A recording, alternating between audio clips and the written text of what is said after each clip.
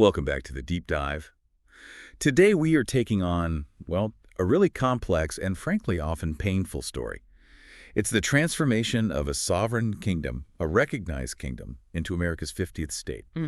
We're unpacking the Americanization of Hawaii, and we're zeroing in on that really intense revolutionary period. About 78 years, running from 1820, when the first New England missionaries arrived, right up to the final American annexation in 1898. It's a critical period, absolutely pivotal. And, our way into this story, maybe unexpectedly, is something you might have actually eaten if you've ever been lucky enough to visit the islands. It's the plate lunch. Simple, maybe, but kind of profound. Ah, the plate lunch. Yeah. Picture that. That perfect, maybe slightly strange little setup, right? Oh, yeah. 2 scoops of white rice, some kind of Polynesian or Asian protein, maybe it's Kalua pig, maybe chicken katsu, and then critically, there's always that big scoop of creamy macaroni salad. Can't forget the mac salad. It's essential. Exactly. And that macaroni salad, that kind of starchy, sweet thing that reminds you of, I don't know, any church potluck in the mainland U.S., sitting right there next to Japanese fried chicken or native Hawaiian pork. That beautiful, improbable mix that really symbolizes the whole saga of Hawaii, doesn't it? It's a story built on clashes, clashing tastes, clashing cultures, clashing spiritual ideas. And it all culminates in this history that's, well, surprising, often painful, and just deeply, deeply complex. That analogy really sets the stage perfectly. Because our mission here in this deep dive is to try and understand those 78 years. Those specific years where New England interests, whether they were driven by, spiritual salvation or more by commercial dominance, basically imported their favorite systems. Capitalism first, maybe? Right. And then their second favorite, Christianity. And this wasn't some slow, gradual erosion. We're really analyzing a pretty rapid regime change here. We need to trace the threads. How does a sovereign kingdom get destabilized, then overthrown, and finally Americanized? We'll be touching on themes like soft power, the sort of dark zeal of American exceptionalism, and just the violent collision of different cultural worldviews. And you can't ignore the contemporary echoes of this history. Our source material points this out quite strikingly.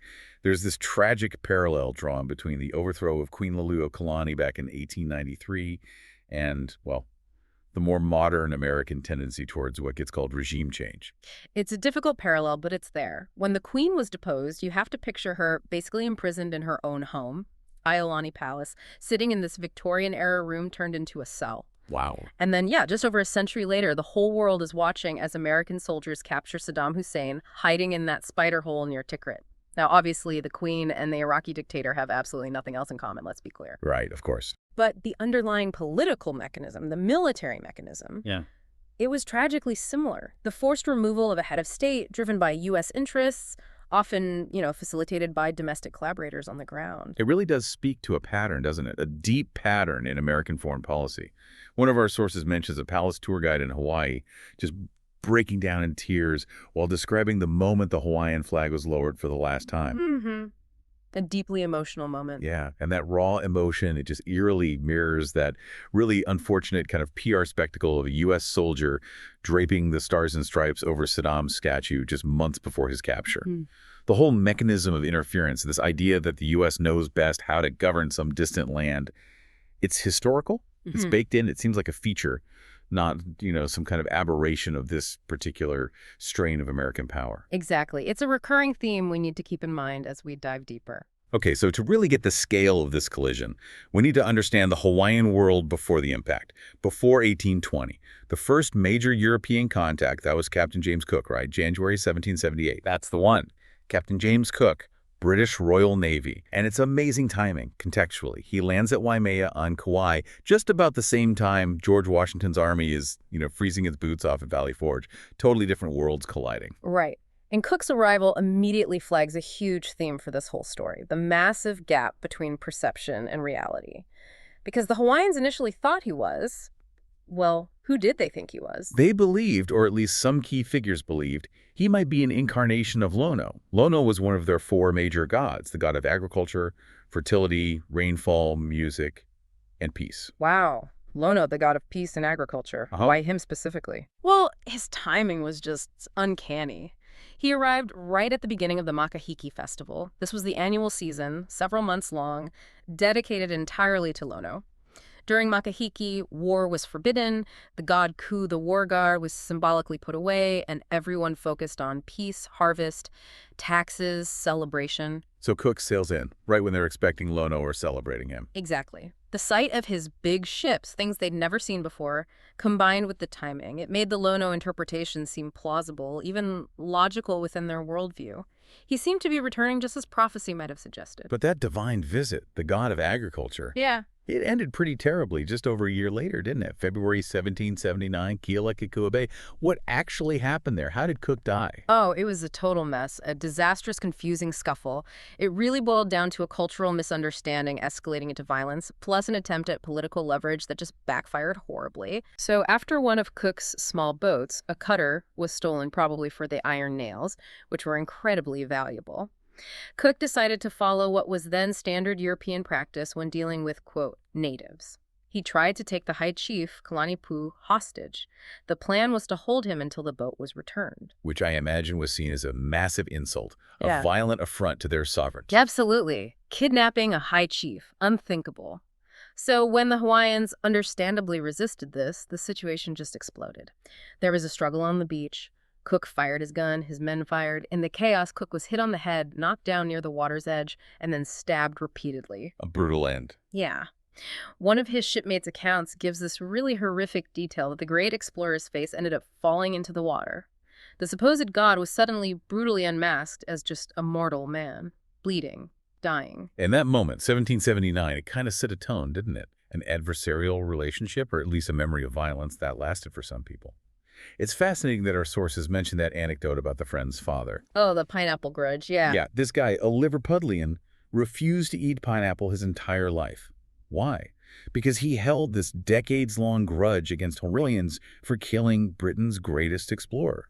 It just shows how long these colonial memories, these grudges, can last. It really does, and it also highlights the power vacuum Cook's death contributed to. Just 3 years after Cook was killed, this incredibly formidable warrior, Kamehameha, really starts his rise in the political struggle for control over the islands. And crucially, he learned the lesson from Cook's arrival and death very quickly. Which was? Western military technology. That was the new currency of power. So Kamehameha saw immediately that Western weapons, even just a few muskets and maybe a cannon, were the key to consolidating authority. How did he actually use that to unite the islands, which had been separate chiefdoms? He was smart. He gathered up everything he could get his hands on that was left in Cook's wake or traded subsequently. Muskets, yes. Lots of ammunition. A cannon, which was a huge advantage. But maybe most importantly, he acquired 2 Heol advisors. Ali, we should probably define that term soon. But these advisors. Right. John Young and Isaac Davis. They were sailors who ended up staying. They didn't just show him how to fire the guns. They taught him Western military tactics, organization, how to use the cannon effectively in battle. This gave him a decisive, absolutely lethal edge over his rivals, who were still relying mostly on traditional spears and clubs. And the unification process itself was incredibly violent. Our sources give that really gruesome example. The Battle of Aiau Valley on Maui, 1790. Oh, yeah, that was a slaughter. It earned the name Kapaniwai, which means the damming of the waters. Why? Because Kamehameha's forces, using those muskets and that cannon with brutal efficiency, just mowed down the Maui warriors led by Kalaniʻu. So many corpses piled up in the narrow valley stream that they literally blocked the water flow. Just horrifying. It was horrifying, but it was also a profound statement. Kamehameha wasn't just conquering territory, he was also asserting his religious and political dominance. He became the keeper of Kuke'ilimoku, the war god Ku. He was consolidating power, replacing the old fragmented system with a unified, militarized kingdom under his absolute control. Okay, so let's talk about that word we've been using, hail. It comes up constantly. It describes Cook, the advisors, the whalers, the missionaries. What should we understand about where that word comes from and what it really means? It's a really critical term to grasp. Today, it's often used pretty generally to mean foreigner, especially a white person, a Caucasian, or sometimes just a tourist. But the word itself is much older than Western contact. Oh, really? Yeah, it could originally describe anything non-native, even plants or animals introduced from elsewhere. But what's really revealing, and something Hawaiians still talk about, is the popular explanation for its origin, though it might be more folk etymology than strict linguistics. You mean the without breath idea? Exactly. The theory is it comes from ha, which means breath, and ol meaning without or lacking. So hal means without breath. And the connection is? Think about the traditional Polynesian greeting, the honi, touching noses, forehead to forehead, sharing breath. It's the source of the word aloha, which literally means the presence of breath. So to call someone ha without breath is potentially a profound cultural observation. Meaning they're seen as standoffish, uptight. Possibly too uptight, maybe too emotionally distant, too alienated from that fundamental ritual of connection and respect. It's like a judgment embedded right there in the language. Right. These foreigners lack something essential, maybe life force, maybe soul, in the most immediate physical sense of shared breath. That's a powerful linguistic observation. And ironically, that kind of condescension was often immediately thrown back at the Hawaiians by the newcomers, wasn't it? They often just refused to acknowledge the incredible skills and achievements of the people they claimed they were there to save. Absolutely. We have to remember what the Hawaiians had already achieved long before Cook stumbled upon them. These were the direct descendants of ancient Polynesians who were, without a doubt, some of the most sophisticated and skilled navigators the world has ever known. Right. They settled Hawaii half. By sailing enormous double-hulled voyaging canoes across more than 2,600 miles of open Pacific Ocean, likely from the Marquesas or Tahiti, they navigated by incredibly detailed knowledge of stars, swells, currents, winds, bird flight patterns. Basically eyeballing stars, as one source puts it. It was an astonishing feat of science and skill. It's phenomenal. One of humanity's great exploration stories. Absolutely. And yet you have someone like Hiram Bingham, who we'll talk about a lot more. Yeah. He was one of the leaders of that first missionary group, later dismissing this incredible achievement as basically dumb luck. Dumb luck, seriously. Seriously. He actually argued they probably arrived without much knowledge of navigation, suggesting their canoes just drifted randomly to the islands like driftwood washing ashore. That level of condescension is just staggering. It perfectly encapsulates that missionary mindset, right? Refusing to credit any native accomplishment that came before Christianity.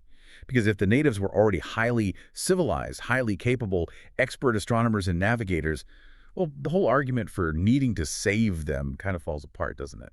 It undermines the premise. It's almost a necessary part of the imperial toolkit. You have to minimize the capabilities of the people you intend to convert or ultimately control. It makes your interventions seem necessary, even benevolent. It's also worth noting, though, that Captain Cook himself, despite his fatal end, actually had a more accurate insight, didn't he? He recognized the connections across the Pacific. He did. He had what one source calls an intriguing insight. He was really the first Westerner to map out and understand the vastness of the Polynesian Triangle, that huge 10 million square mile area of ocean defined by Hawaii in the north, New Zealand, Eutora, in the southwest, and Easter Island, Rapa Nui, in the southeast. He realized these incredibly distant places were linked. Yes. He noticed the similarities in language, in physical appearance, in customs, in artifacts. He deduced, for instance, that the Maori of New Zealand and the Kanaka Maoli of Hawaii were essentially, as he put it, same language, same people, same culture. He recognized this vast, interconnected civilization spread across the Pacific, confirming a shared heritage and deliberate migration that completely refuted Bingham's later dumb luck dismissal. Okay, so let's shift focus now to the actual missionary project.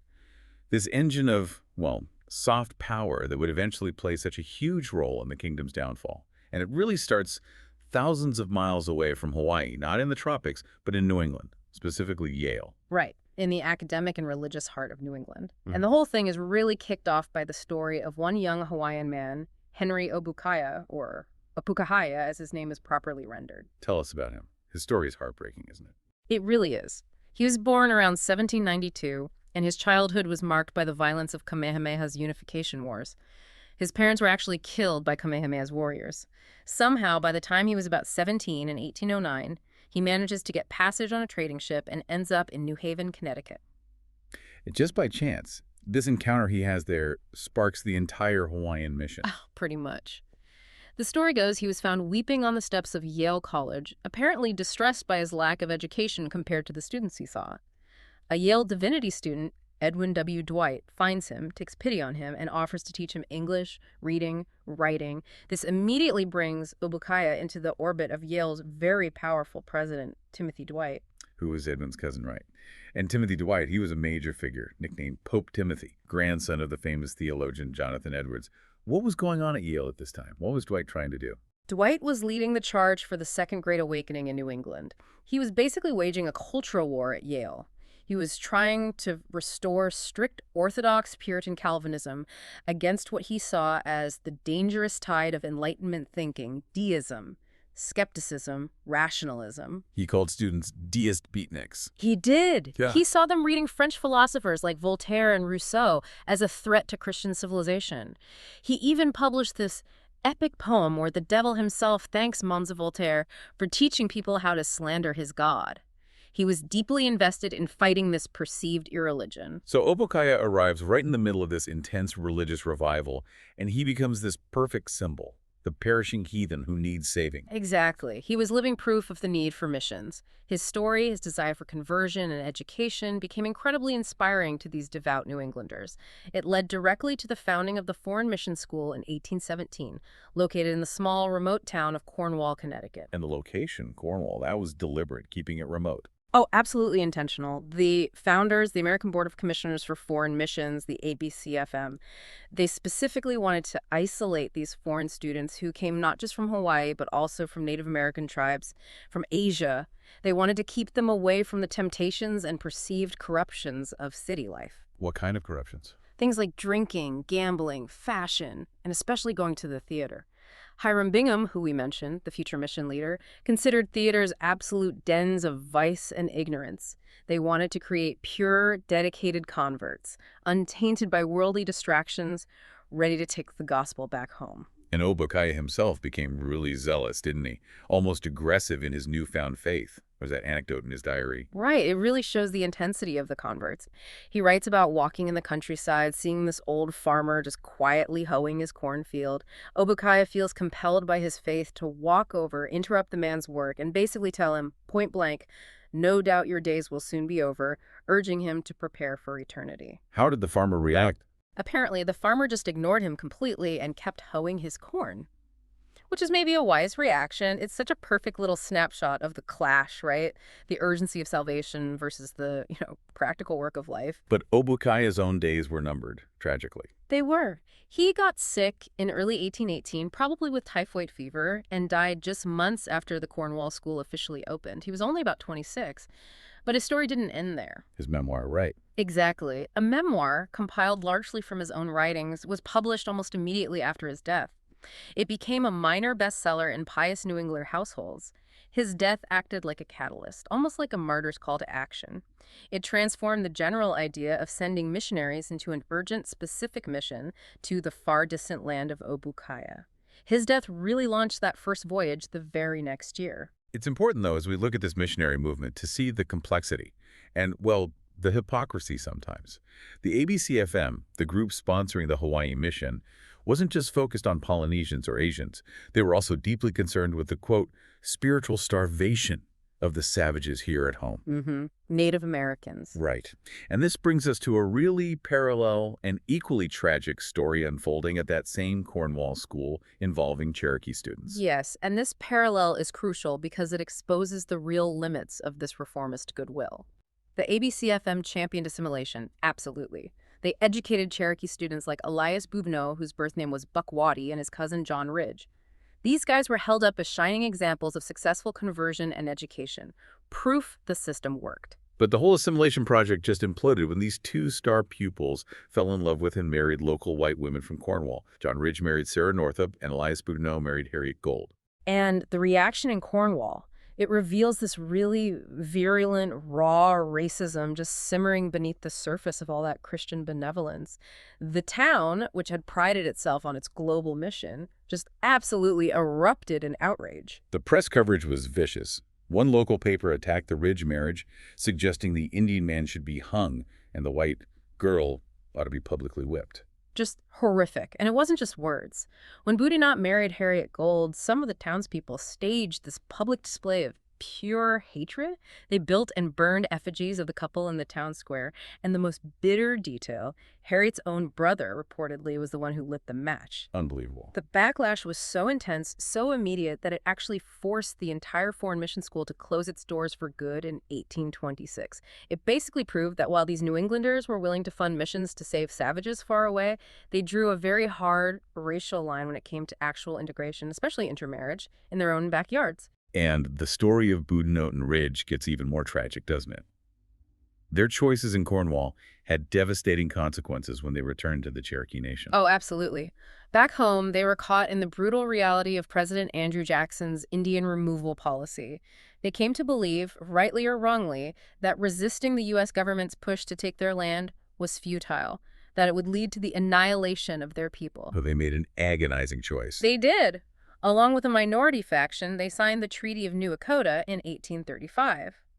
This treaty, which was not authorized by the Cherokee National Council, ceded their ancestral lands and essentially authorized the forced removal that became the infamous Trail of Tears, a devastating event affecting my own Cherokee ancestors, in fact. And that decision led directly to their deaths. Yes. For signing that treaty, viewed as an act of treason by the majority of the Cherokee people who opposed removal, both John Ridge and Elias Boudinot were assassinated by fellow Cherokees after they had relocated to Indian Territory, what's now Oklahoma. Their story is just this devastating illustration of the impossible bind they were in, caught between trying to assimilate, trying to survive, and maintaining their native identity in the face of overwhelming American power. It was a collision with no good outcome. So with Obikaya's story providing the spark and the Cornwall experiment revealing certain limitations, the focus shifts intensely back to Hawaii. The first company of missionaries gets ready. We have Hiram Bingham, the navigation critic. We have Asa and Lucy Thurston. Who else was part of that first group? It was a group of about 14 ordained ministers and lay helpers, plus their wives and children. Key figures included Bingham and his wife Sybil, Asa and Lucy Thurston, Samuel and Mercy Whitney, and Daniel Chamberlain, who was a farmer, along with his family. They gathered in Boston in October 1819 and boarded the brig Thaddeus. And the journey itself sounds absolutely brutal. Oh, it was horrific. The Thaddeus was a tiny merchant ship, maybe 85 feet long, cramped, miserable conditions for a 5-month voyage all the way around Cape Horn at the tip of South America. People were constantly seasick. They described the ship as like a dungeon or a hospital. But those close quarters, that shared hardship, it probably forged them into a really tight community, didn't it? Absolutely. That shared ordeal was critical in cementing their commitment and their bonds with each other. They started referring to themselves as a literal family, feeling, as one wrote, the cords of love binding our hearts together. You get a sense of incredible sacrifice, especially from someone like Lucy Thurston. You really do. Her letters home show she came from a very loving, close-knit family in Massachusetts. She was willingly exiling herself, likely forever, from everyone she loved. Why? Because she felt this overwhelming conviction that the poor heathen are perishing, and she had a duty to go. This deep sense of shared purpose, this intense kinship, really echoes that original Puritan ideal from John Winthrop aboard the Arbella back in 1630. We must be knit together in this work as one man. And they had a specific theological justification for this. This intervention, right? Inserting themselves into a sovereign kingdom halfway across the world. They called it the Macedonian Call. Yes, that phrase is crucial. It comes from the book of Acts, chapter 16, verse 9, where the Apostle Paul has a vision of a man from Macedonia begging him, "Come over into Macedonia and help us." Come over and help us. That verse became, you could argue, the meddler's motto throughout much of American history, especially regarding foreign policy and expansion. It's this potent psychological mix, isn't it? On one hand, maybe genuine selfless generosity wanting to help, but on the other hand, it's also profoundly self-serving, providing a kind of divine permission slip for intervention. The idea is that these other people need our help, they want our help, even if they haven't explicitly asked for it. And this wasn't a new idea for these New Englanders. It goes way back. Right back to the beginning. It is absolutely no coincidence that the official seal of the Massachusetts Bay Colony, the direct cultural and religious ancestors of these missionaries, featured an image of a Native American saying those exact words, "Come over and help us." It was literally etched into their founding documents. This phrase essentially pre-approved American exceptionalism and interventionism from the 17th century onward, cementing this powerful belief that their presence, their values, their religion were not just welcome, but divinely required, wherever they chose to go. Okay, so after that grueling 5-month voyage, the Thaddeus finally sights land. The snowy peak of Mauna Kea on the Big Island, March 1820. They do the proper thing, send a boat ashore to ask the local chief for permission to land and meet the king. Yeah. And the news they get back is just stunning. Absolutely mind-blowing for them. The message comes back. Kamehameha the Great, the unifier, the conqueror, he's dead, died the previous May. His son, Liholiho, is now King Kamehameha II. And most incredibly, the ancient religious system, the Kapu system, is already gone. Kaput. The whole system, just like that. Gone. The temples, the heiau had been abandoned or destroyed. The idols, the kiai, had been burned. The old priesthood had lost its power. The complex rules governing almost every aspect of life, who could eat what, when, with whom, what activities were sacred or forbidden, it was all officially abolished just months before they arrived. How did the missionaries react to that news? They were completely dumbfounded, and they immediately saw it as a miracle, a direct sign from God. Hiram Bingham called it a housewarming gift from God, proof that divine providence had literally cleared the path for them, swept the old religion away just as they were arriving to bring the new one. But the reality was maybe less miraculous and more political, driven by Hawaiians themselves. Exactly. The reality on the ground demonstrates incredible native agency. This wasn't just God tidying up. The real driving force behind the abolition of the kapu system was Kamehameha the Great's powerful widows, primarily his favorite wife, Kafumanu. Ka'ahumanu. She was a major player, wasn't she? Hugely influential. She held the unique political office of Kuhina Nui, essentially a co-ruler or prime minister, created by Kamehameha I to check the power of his successor. She was politically brilliant, ambitious, and apparently tired of the restrictions the kapu system placed on women. She, along with Kechbulani, yes, another of Kamehameha's wives, but more importantly, the highest-ranking sacred chief in the kingdom, she was considered almost divine herself, the product of a now pio marriage, a sacred union between a half-brother and sister, which we'll need to discuss later as it concentrates mana, or spiritual power. So these two powerful women pushed the young king. They successfully pressured the new, young, and likely less secure King Liholiho, Kamehameha II, to publicly break one of the most fundamental and visible kapu, the prohibition against men and women eating together. Men and women, especially high-ranking ones, always ate separately under the old system. They orchestrated this huge public feast in November 1819, where Liholiho deliberately sat down and ate with the women, signaling the end of the old ways. That sounds less like a purely religious reformation and maybe more like a strategic political move by the king as well. That's a really key insight. By agreeing to abolish the kapu system, Liholiho wasn't just throwing out the old religion, he was also effectively dismantling the power base of the traditional priesthood, the kahuna. These priests held enormous influence over the king and the people. By sidelining them, Liholiho significantly consolidated his own royal authority.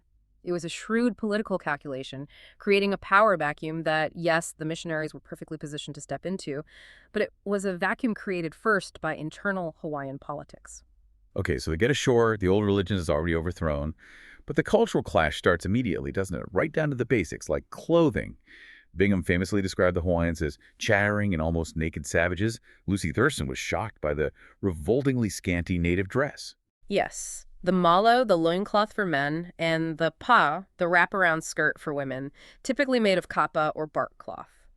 To the missionaries, steeped in repressive New England modesty codes where showing an ankle was scandalous, this was deeply offensive, just utterly savage in their eyes. Even though we know from Captain Cook's earlier journals that he actually admired the artistry of the kapa cloth, the intricate patterns. Absolutely. Cook had written about the beautiful geometric designs, the quality of the fabric, noting they looked almost like imported cloth from China or Europe. But the missionaries, blinded by their own cultural prejudices and their focus on sin and nakedness, they couldn't see the artistry. All they saw was exposed skin, which to them equaled heathenism, and their first impulse was to cover it up. So their very first big project was basically tailoring. Pretty much. Their immediate symbolic act of civilizing was to sew a dress for the Queen Regent Ka'ahumanu and the High Chiefess Kifualani. They made these big, shapeless, Mother Hubbard-style dresses out of white cambric cloth they'd brought with them. Lucy Thurston later recalled, with some pride, that they followed Brigham Young's rule for skirt length, meaning it had to go all the way down to the shoes. But the queens probably weren't wearing shoes. Exactly. So Lucy noted their bare feet were left cropping out very prominently from under these huge, hot, confining dresses. It's such a perfect symbol of the whole project, forcing this airy, practical, tropical way of life into the stiff, starchy, long-sleeved, high-collared constraints of Puritan New England fashion. And the buildings they introduced were just as alien, weren't they? Contrasting with the traditional Hawaiian grass huts, the hail pili. Right.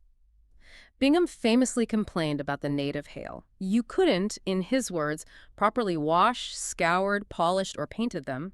They were too organic, too part of the earth for his New England sense of order. So what did they do? They shipped the first wooden house, prefabricated, piece by piece, all the way from Massachusetts around the Horn. a prefab house built for New England winters in Hawaii. Think about it. Low ceilings designed to conserve heat, small windows to keep out drafts, totally unsuited for the tropical climate. It was a physical manifestation of their absolute refusal to adapt or even acknowledge the local environment or expertise. They brought New England with them, literally, board by board. And then came the more permanent structures, the churches and mission houses, built from coral. Yes, massive structures like Kauaiaho Church in Honolulu, which still stands today. They built it using something like 14,000 rectangular blocks of coral rock, each weighing about 1,000 pounds. These were quarried by hand by native labor, cutting them directly out of the living reef in the harbor. Which must have been an ecological nightmare. Oh, totally devastating to the marine environment. Yeah. One guidebook later called it the Nanking of marine biology. But the symbolism gets even deeper when you look at how they finished these buildings. On the Chamberlain House, another early mission structure also built of coral. Yes. They didn't leave the natural, porous, beautiful texture of the coral exposed, no. They covered it all over with white lime plaster made by burning coral.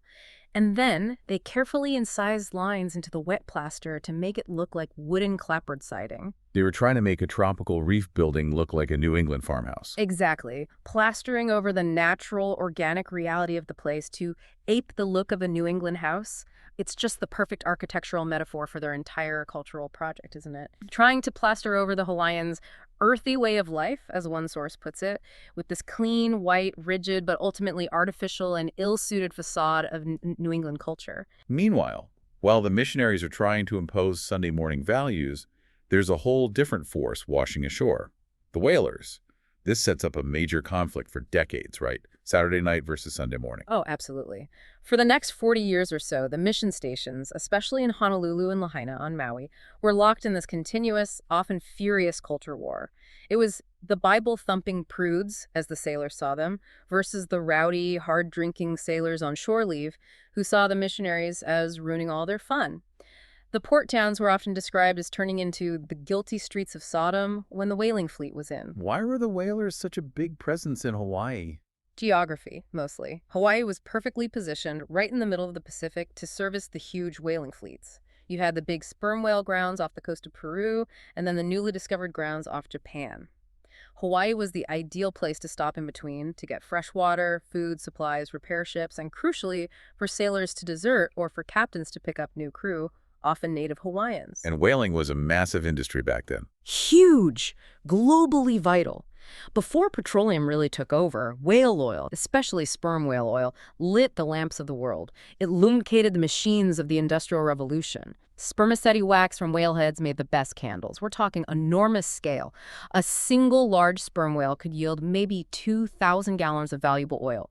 This wasn't some marginal trade. This was a pillar of the global economy docking right there in Hawaiian harbors. And the life of a whaler was notoriously awful. Unbelievably bad. Months, sometimes years at sea. Terrible food, usually just salt beef or pork. Hardtack biscuits, often riddled with weevils. Cramped, filthy conditions. Intense danger from storms or fighting whales. Brutal discipline, frequent beatings from officers. Mind-numbing boredom, punctuated by moments of sheer terror. So when these guys finally hit land after all that... They had one thing on their minds. Pretty much. Blow off steam, get drunk, find women, fight, just generally cause chaos. We have that great detail that Herman Melville himself, the author of Moby Dick, actually deserted his whaling ship in the Marquesas, made his way to Hawaii, and ended up working for a time as a pin setter in a Honolulu bowling alley. That gives you a sense of the rough and tumble scene the missionaries were trying desperately to control. And the missionaries fought back. They used their influence with the converted chiefs, didn't they? They did. They leveraged their growing soft power. They successfully persuaded the chiefs, especially the powerful Kaahumanu during her regency, to pass laws cracking down on prostitution, public drunkenness, gambling, breaking the Sabbath. They imposed hefty fines, maybe $30, a huge sum then, for disturbing the peace. Which led to some serious confrontations. Yeah. Real clashes. Oh, yeah. Not just debates, but actual violence. In 1826, there was the infamous Dolphin incident.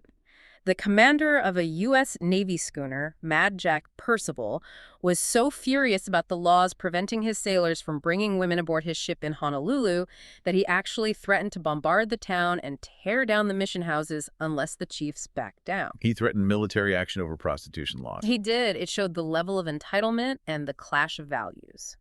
Then, a year later, 1827, over in Lahaina, Maui, things got even hotter.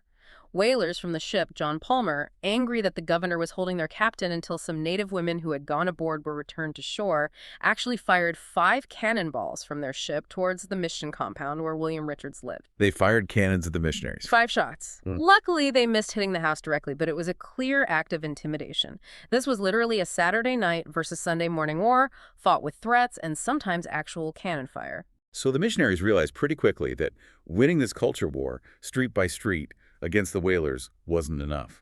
They needed to solidify their influence at the very top. Lizzie Thurston put it quite plainly, didn't she?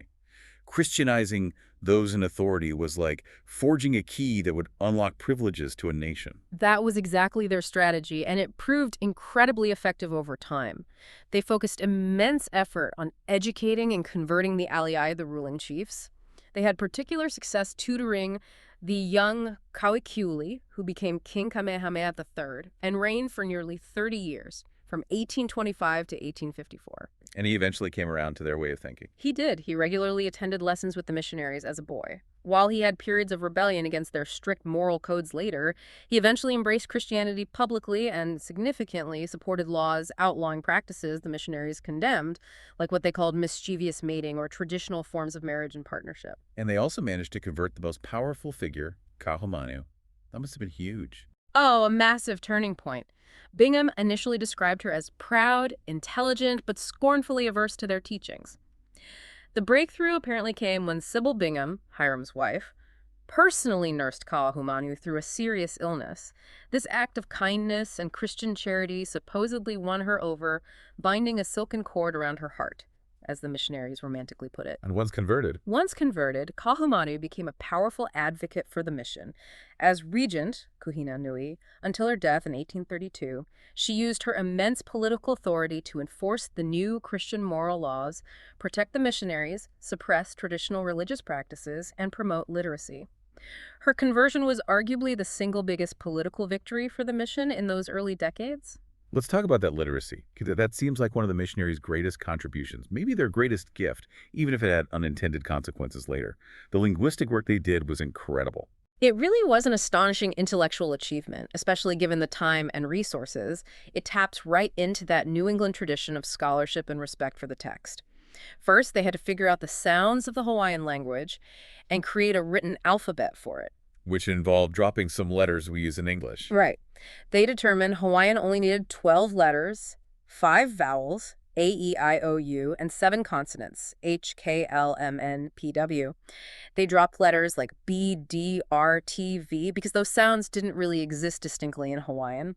Then came the monumental task, translating the Bible. And they didn't just translate from the King James Gillish version. No, and this is crucial. They went back to the original source languages. They translated the entire Bible, all 66 books, over 2,300 pages of dense text, directly from the original Hebrew for the Old Testament and Greek for the New Testament into Hawaiian. How long did that take? Just 17 years, an incredibly short time for such a complex, scholarly, and linguistic undertaking. By 1839, they had printed 10,000 complete copies of the Hawaiian Bible, the Ba'abala Himalele. Yeah, and the impact of that. Immediate and massive. It created this huge hunger for palapala, the Hawaiian word that came to mean writing, documents, books, and specifically the scriptures. Literacy rates soared. Hawaiians embraced reading and writing with incredible enthusiasm. It opened up a new world of knowledge and spirituality for them. But it also introduced this profound, almost tragic paradox that would really define the next stage of their history. We'll definitely come back to that paradox of Palapala. But before that became fully apparent, the missionaries had to confront one last, deeply embedded sacred tradition. The royal practice related to mana, and specifically, brother-sister marriage among the highest chiefs. Yes, the concept of pio marriage. This was a really deep cultural crisis point. To maintain the highest possible concentration of mana, that sacred spiritual power inherited through lineage, the highest-ranking alis sometimes practiced brother-sister or half-sibling marriage. The idea was that such a union would produce an heir who was truly divine, an akua, ensuring the continuation of the most sacred bloodline, traced back to the gods themselves. And this became a major issue with Princess Nahiaina, didn't it? She was the sister of the young king Kamehameha III. Exactly. She was the highest-ranking female chief of her generation. Traditionalists among the chiefs insisted she should marry her brother, Kaupiuli, Kamehameha III, to produce the next sacred heir, following the ancient custom. But the missionaries were completely opposed. Absolutely horrified. They saw it as incest, forbidden by God's law in Leviticus. They preached vehemently against it, warning it would lead to divine punishment, maybe barrenness or weak and sickly children. They even pointed to Pishrilani, the king and princess's own mother, who was the product of such a union, as evidence, arguing about the health of her children. This put the royal siblings and the chiefs in an agonizing position. Follow the path of their ancestors and risk damnation, or follow the new Christian God and break with their most sacred traditions. And Nahianana herself seems to have been caught right in the middle of this conflict. Her story is so tragic, the symbolism of her clothing even reflected it. It's incredibly poignant. As a symbol of her rank and her potential procreative power, artisans created this magnificent feather skirt, a pau, for her. It was apparently the longest, most elaborate piece of featherwork ever made in Hawaii, a testament to her sacred status. Yet there's an account of her attending a reception for visiting English diplomats, and instead of wearing this stunning symbol of her Hawaiian royalty, she chose to wear a Western-style black silk dress. Showing that internal conflict. Exactly. One source says her life was defined by this constant lurching back and forth between the traditional Hawaiian world and the demands of the new Christian morality being imposed on her. She was torn. And her story ends tragically, cementing the end of that ancient practice. It does. She did eventually have a relationship with her brother, became pregnant, but the child was stillborn. Nahilina herself died shortly after, in 1836, completely grief-stricken, only about 20 years old. Her death was interpreted by the missionaries, including Bingham, as a kind of divine judgment, a moral lesson. Satan winning the battle for her soul, the beautiful flower, destroyed by clinging to pagan ways. Her tragedy effectively marked the end of pale marriage as a viable practice for the Hawaiian royalty. Okay, so while these cultural and religious battles are raging, the political structure is also changing rapidly, moving towards a Western model. King Kamehameha III, advised by former missionary William Richards, voluntarily moves Hawaii towards a constitutional monarchy in 1840. Yes, this was a really significant step. On one hand, it was an attempt to create a more modern system of governance that might be better recognized and respected by Western powers, but it also further embedded Western and specifically missionary influence into the legal framework. The 1840 Constitution explicitly stated that no law shall be enacted which is at variance with the word of the Lord Jehovah. Essentially, Christian principles, as interpreted by the missionaries, became the supreme law of the land. It's important to note, though, that native Hawaiian scholars like David Malo, who had been educated by the missionaries, were also involved in advising the king and trying to navigate this transition, blending Hawaiian traditions with the new structures.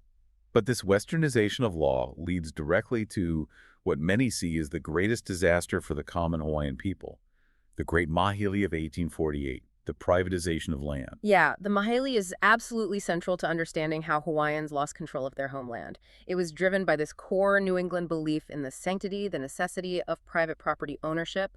Before this, land tenure in Hawaii was largely communal or based on stewardship. How did that work? Traditionally, the land, the ana, which also means that which feeds, was controlled by the chiefs, alie, but worked by the commoners, makaaina, who were considered the eyes of the land.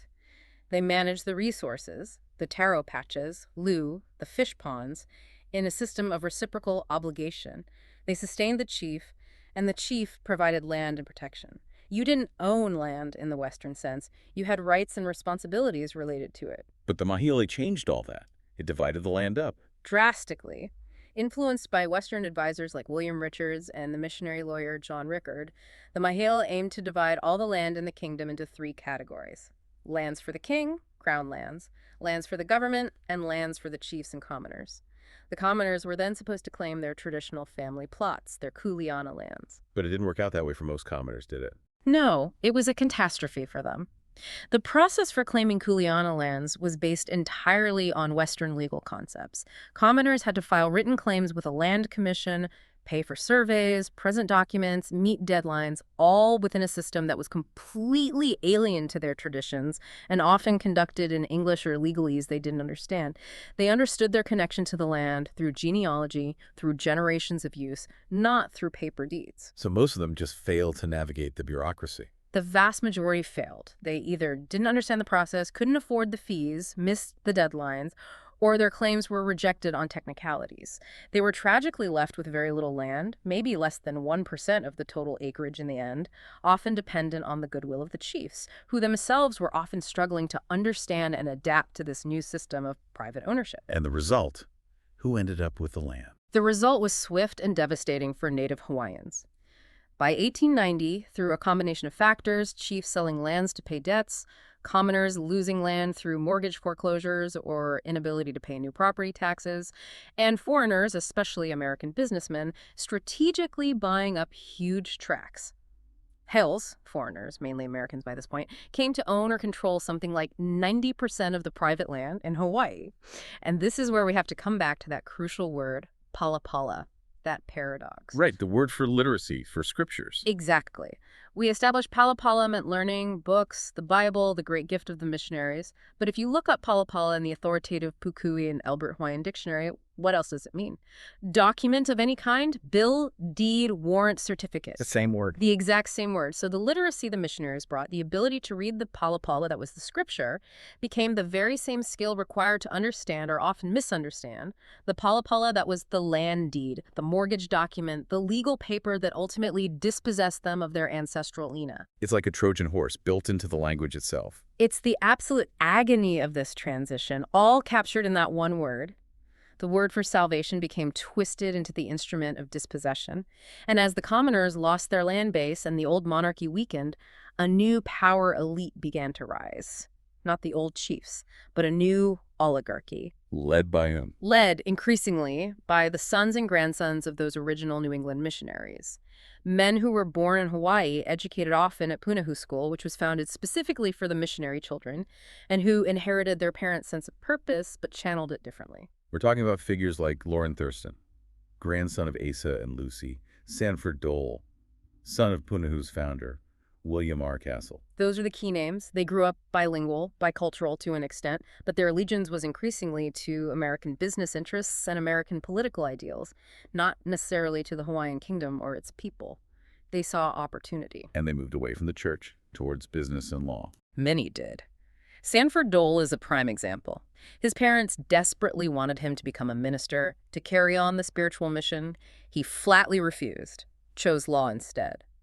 He even criticized the older generation of missionaries, saying they had lost touch because they thundered at them too much from the pulpit. The sons were less interested in saving souls and much more interested in turning a profit. And the biggest profit was in sugar. Sugar became king, especially after the U.S. Civil War disrupted sugar production in Louisiana. Suddenly, there was this huge protected market for Hawaiian sugar.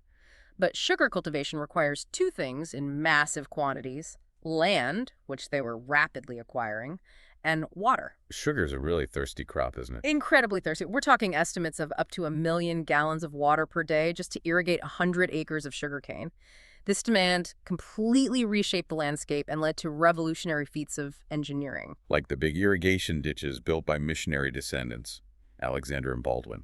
Exactly. Samuel Alexander and Henry Baldwin, sons of missionaries, spearheaded these massive projects on Maui, building intricate ditch and tunnel systems to divert water from the wet windward slopes of Haleakala all the way across the island to the dry, sunny Central Plains where the cane fields thrived. Klaus Spreckels did similar things. But the ecological cost Was enormous Yeah. and deeply symbolic. These huge sugar plantations, needing all that water, systematically replaced the traditional Hawaiian agricultural system based on wetland kalo taro farming and irrigated patches called loe. Taro was the staple food, the secret elder brother in Hawaiian cosmology. Replacing the loe with sugarcane wasn't just an economic shift. It was a profound attack on the aina, the land itself, and the traditional way of life connected to it. and staffing these huge plantations required a new labor force. Yeah. The planters used a very specific strategy there, didn't they? Deliberate ethnic division. Yes, it was a conscious divide and rule strategy. As the native Hawaiian population declined due to introduced diseases, the planters imported workers from all over the world. China first, then Japan, Portugal, Norway, Germany, the Philippines, Korea. They deliberately housed these different ethnic groups in separate camps on the plantations. Why? Explicitly to prevent them from organizing together, to prevent, as the planters put it, concerted action in case of strikes. They wanted a fractured workforce they could easily control. Which is a pretty cynical, exploitative system. But ironically, out of that very system of division, something unique and positive emerged, bringing us right back to where we started. It does, right back to the plate lunch. Because despite the planters' efforts to keep groups separate, life happens. People mingle. And especially they share food. At the end of a long, hard day in the fields, workers would gather, share what was in their lunch pails, their cocoa So tins. Chinese noodles next to Portuguese sausage, maybe some Japanese pickled vegetables, Filipino adobo. Exactly. They started swapping, sharing, creating these impromptu fusion meals. That daily habit of sharing food across ethnic lines, born out of the harsh reality of plantation life, is arguably the organic origin of the modern Hawaiian plate lunch, that symbol of a multi-ethnic society emerging, unplanned, from a system designed for exploitation and division. It's another layer of complexity in this story. Okay, so by the 1870s, the economic power is consolidating in the hands of this American descendant oligarchy, mostly sugar planters. The political stage is really set for a direct confrontation when David Kalakaua is elected king in 1874. His election itself was controversial, wasn't it? Very controversial. He won the election in the legislature against Queen Emma, the popular widow of Kamehameha IV. Her supporters rioted when the results were announced, believing the election was rigged. And significantly, the riot was put down not by Hawaiian forces, but by sailors and Marines landed from American and British warships anchored in the harbor at the request of Kalakaua's government. That sets a really dangerous precedent, doesn't it? Foreign military intervention in Hawaiian politics. Absolutely critical precedent. It showed the oligarchy, men like Sanford, Dole, and Lorrin, Thurston, who were coming into prominence, that foreign powers, especially the U.S., could be called upon to enforce political outcomes favorable to their interests. Queen Liliuokalani herself later pointed out the key difference. Kalakaua requested foreign troops to quell a riot, whereas in 1893, when they landed against her, she simply protested their unauthorized presence. Despite relying on foreign help initially, Kalakaua actively tried to promote Hawaiian nationalism, didn't he? His motto was, "Hulula hui," increase the race. Yes, he was deeply concerned about the catastrophic decline of the native Hawaiian population due to foreign diseases. It had dropped maybe 80 or 90% since Cook's arrival. He actively promoted initiatives to boost native Hawaiian health and culture. Most famously, he revived the public performance of the hula. Which had been suppressed earlier. Yes, banned from public performance by the regent Kahumanu back in the 1830s under missionary influence, seen as lewd and pagan. Kalakaua brought it back, culminating in lavish performances at his coronation in 1883 and his jubilee in 1886. This was a powerful statement of cultural pride and resistance. But the missionary descendants, the oligarchy, they hated this revival, didn't they? Especially certain types of hula. They were appalled, particularly by the performance of the hula kui and the hula mai. The hula mai are chants and dances that specifically honor the genitalia of the chiefs, celebrating fertility and procreation. Which the oligarchy saw as just obscene. Utterly obscene. W.R. Castle, one of those missionary sons, called it smut and demanded the government arrest the dancers and printers circulating the chants. But you have to see it in context. Given the very real threat of the Hawaiian people dying out, these performances weren't just about tradition. They were a poignant, defiant, necessary assertion of life, fertility, and national survival against the forces threatening to extinguish them. Kalakaua also surrounded himself with some colorful advisors. Walter Murray Gibson stands out. Ah, Gibson. Definitely a character, a real adventurer, maybe a con man. He'd had this bizarre history, including trying to establish his own Mormon offshoot kingdom on the island of Lanai before being excommunicated. He somehow charmed his way into Kalakaua's inner circle, became his premier or prime minister. And he positioned himself as the king's champion against the Americanizers. He did. He was fluent in Hawaiian, a skilled orator, and he played on nationalist sentiments. But his advice was often grandiose and fiscally irresponsible. He encouraged Kalakaua's ill-fated dream of creating a primacy in the Pacific Confederation, a sort of Polynesian empire led by Hawaii, which just drained the treasury and further alarmed the conservative business community. Gibson's influence ultimately weakened the king's position. And the oligarchy, led by Lorrin Thurston now, saw their chance to strike. This leads to the Bannett Constitution of 1887. Yes, this was the pivotal moment where the oligarchy seized effective control. Thurston organized a secret society called the Hawaiian League, composed mainly of white businessmen and politicians. They were backed by a militia group, the Honolulu Rifles, which was essentially their private army. And they forced Kalakaua to sign this new constitution. Basically, at gunpoint, hence the name Bayonet Constitution. They presented him with demands and backed them up with the threat of the Honolulu rifles surrounding the palace. Kalakaua had little choice but to sign. This new constitution drastically reduced the king's power, making him essentially a figurehead. Real executive power was transferred to the cabinet, which the League now controlled. What was the most damaging part of this constitution for Native Hawaiians? It fundamentally altered voting rights to ensure Hail control. For the first time, it imposed significant property ownership requirements to vote for the House of Nobles, the upper house of the legislature, effectively disenfranchising about 2/3 of Native Hawaiian voters who couldn't meet the threshold.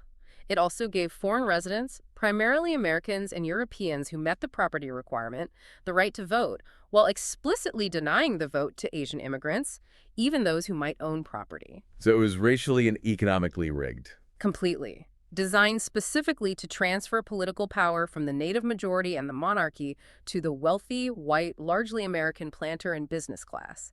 And just 1 year later, in 1888, the new cabinet controlled by Thurston's allies granted the United States the exclusive right to use Pearl Harbor as a naval coaling and repair station. So the writing was really on the wall for Hawaiian sovereignty even before the final overthrow. As Liliuokalani herself later wrote, the kingdom's independence was effectively lost in 1887, not 1893. When Liliuokalani became queen after her brother Kalakaua died in 1891, she wasn't willing to accept the Bayonet Constitution, was she? She wanted to restore power. No, she was determined to overturn it.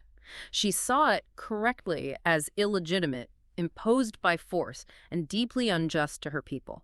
She began working secretly on drafting a new constitution that would restore the monarch's authority and, crucially, remove the property qualifications for voting, restoring rights to Native Hawaiians. And she had popular support for this. Overwhelmingly, she received petitions signed by thousands of Native Hawaiians, maybe 2/3 of the registered voters at the time, pleading with her to promulgate a new constitution. She felt she had a mandate, a duty to act on the voice of the people, as she put it. But Thurston and his group, they weren't having it. They formed a committee of safety. Right. As soon as they got wind of the Queen's plan in January 1893, Thurston immediately reactivated the old Hawaiian League network.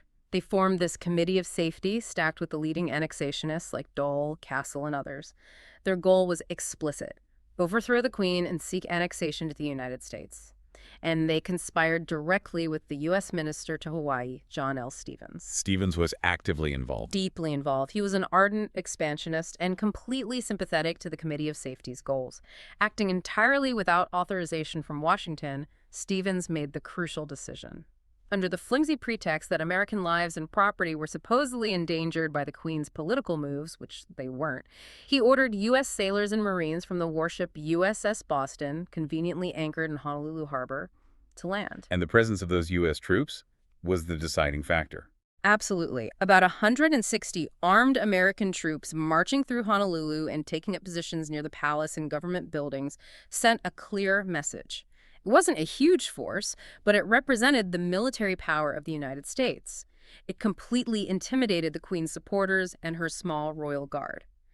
Minister Stevens then compounded this by immediately and prematurely recognizing the provisional government that the Committee of Safety declared, with Sanford Dole reluctantly agreeing to serve as its president. The coup was effectively sealed on January 17, 1893. The Queen didn't just give up, though. She protested.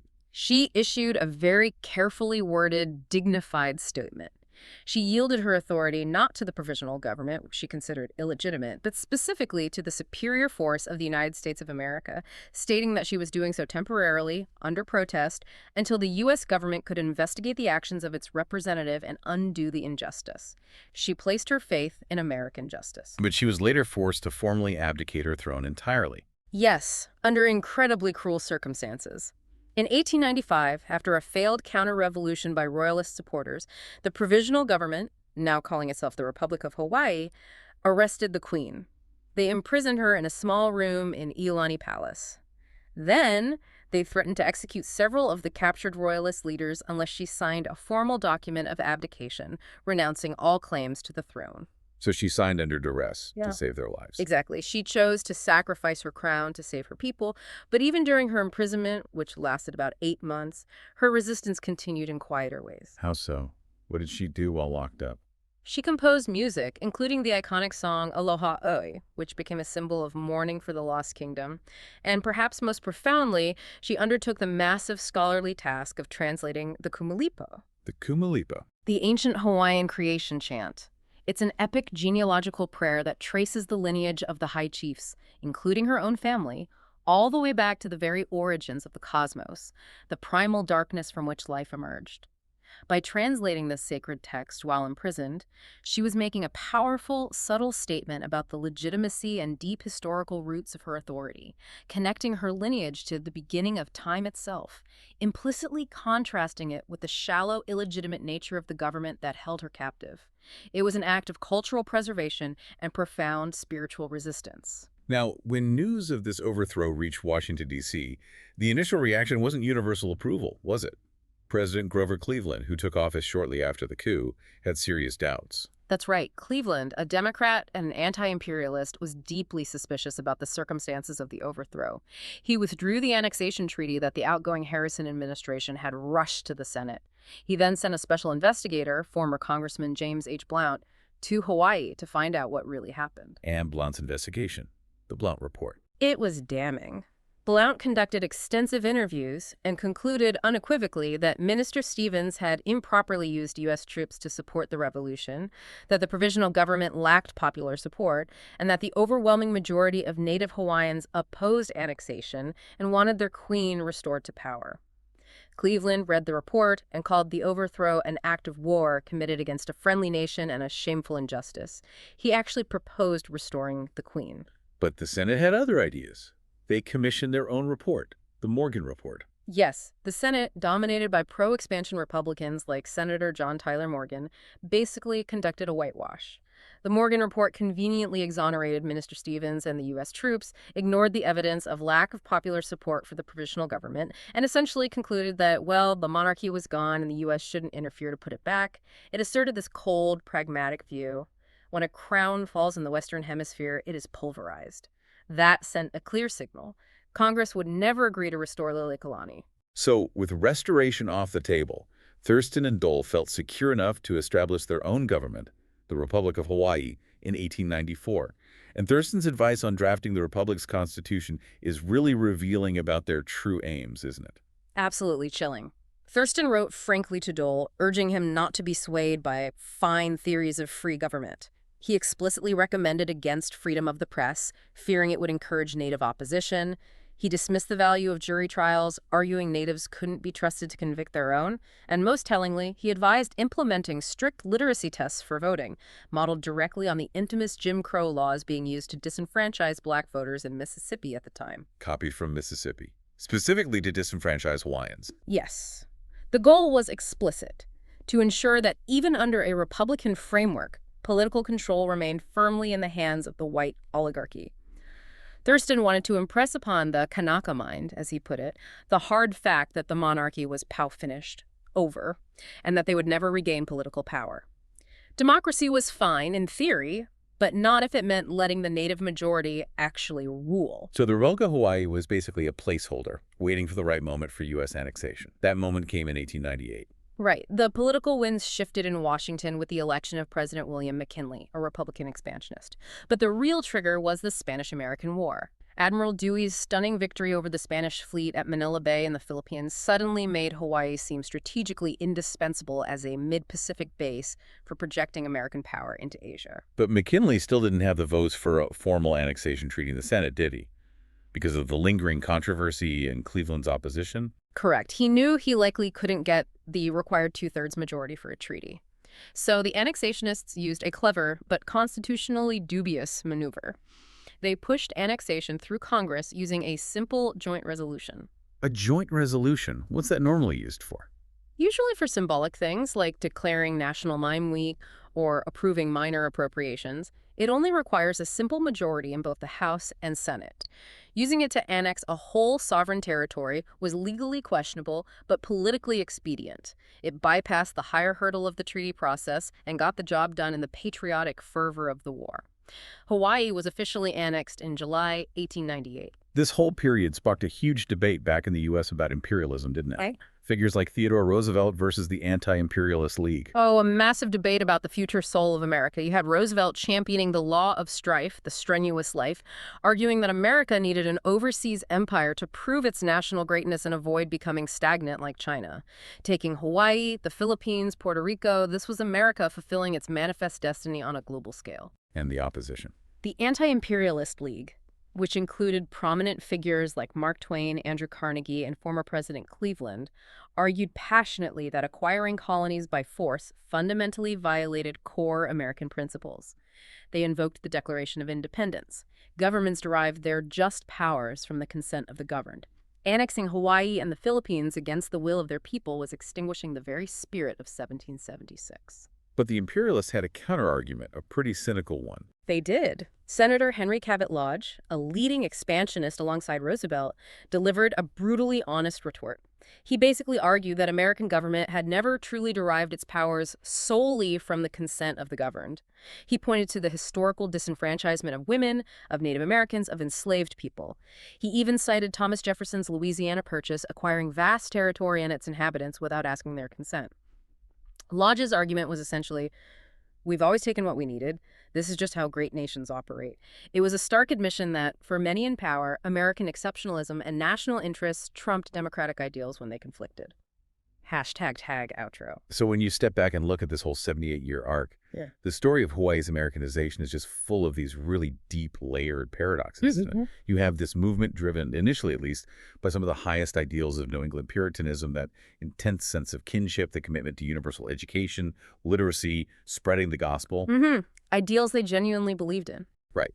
But those very same impulses, that same cultural DNA, also carried the seeds of destruction for the old Hawaiian order, because it was intertwined with New England capitalism, the drive for profit, the sugar plantations, the exploitative whaling industry, the forces that built, also destroyed. And that core conflict, that impossible choice that was presented to Native Hawaiians throughout this period, especially during the debates about sovereignty and land, it really boils down to that agonizing question: would you rather have your land or God? Yeah. And as we talked about, that entire dilemma is just perfectly, tragically encapsulated in that single resonant Hawaiian word, palapala. Document, scripture, deed, all the same word. The very tool they were given for spiritual enlightenment, the palapala of the Bible, became the instrument of their dispossession. The palapala of the land deed they often couldn't contest. The gift contained the poison. It makes you think about how we perceive Hawaii today. So often, the image is one of tranquility, maybe embodied by Israel Kamakawi Wool's beautiful, gentle version of somewhere over the rainbow. It's become this global symbol of Hawaiian peace. Right, that ukulele sound. Yeah. But it's striking that on the very same album, the B-side, if you will, is his powerful song, Hawaii 78. And in that song, Ease imagines bringing the ancient kings and queens back to see what's become of their kingdom, the highways, the development, and he asks them, basically, are you happy with this? And the song's refrain is this mournful demand that we, the listeners, must cry for the lands. It's a lament hiding right alongside the aloha spirit. And that other legacy, the one that military strategists like Alfred Thayer Mahan dreamed of when they pushed for annexation, and that anti-imperialists like Carl Schurz feared, that legacy is also impossible to ignore today. Schurz predicted that acquiring overseas territories would inevitably force America to create overgrown military establishments to defend them. And Hawaii became central to that. Absolutely central. Today, the U.S. Indo-Pacific Command, headquartered right there in the hills above Pearl Harbor, oversees a military area of responsibility that covers roughly half the Earth's surface. The strategic dream was fully realized. You see that military footprint visually, too. Yeah. At the Punch Bowl Cemetery, the National Memorial Cemetery of the Pacific. Yeah, it's a powerful, almost overwhelming sight. 30,000 American flags marking the graves of soldiers, sailors, and airmen, all laid out in neat rows inside the grassy crater of an extinct volcano, Puwaina, a Polynesian volcano holding America's war dead. The symbolism is just immense. So ultimately, this deep dive seeks to expose this fundamental clash of value systems that's still visible in Hawaii, maybe still unresolved. On one side, you have the deep Hawaiian reverence for the land, the anina, symbolized by kalo, the taro plant. It's not just food, it's the elder brother in their cosmology. Its name root, a, means to eat. It represents kinship, stewardship, being part of the land. That reciprocal relationship. Exactly. And you contrast that with the Judeo-Christian concept right there in Genesis, where humankind is given dominion over all the earth. One philosophy emphasizes being of the land, the other emphasizes having power over it. Exploitation versus stewardship, perhaps. It's a stark contrast. And understanding modern Hawaii, that beautiful, complex, multi-ethnic reality symbolized by the plate lunch, the soy sauce next to the macaroni salad, it requires us to acknowledge both sides of this history, doesn't it? We have to see both the often rapacious country that came in and dismantled a kingdom, and also the incredibly resilient, welcoming land and the diverse peoples brought there under often harsh circumstances who ended up creating something new together, sharing their traditions, sharing their sausage and cheese around the cow tin. It leaves you with a really provocative thought, doesn't it? After tracing this history, this story of Americanization through conversion, capitalism, and finally conquest, what kind of relationship, what kind of responsibility does America truly owe, even today, to the sovereignty and the cultural memory that was effectively bulldozed to acquire its Pacific paradise? That's the question this history really forces us all to confront.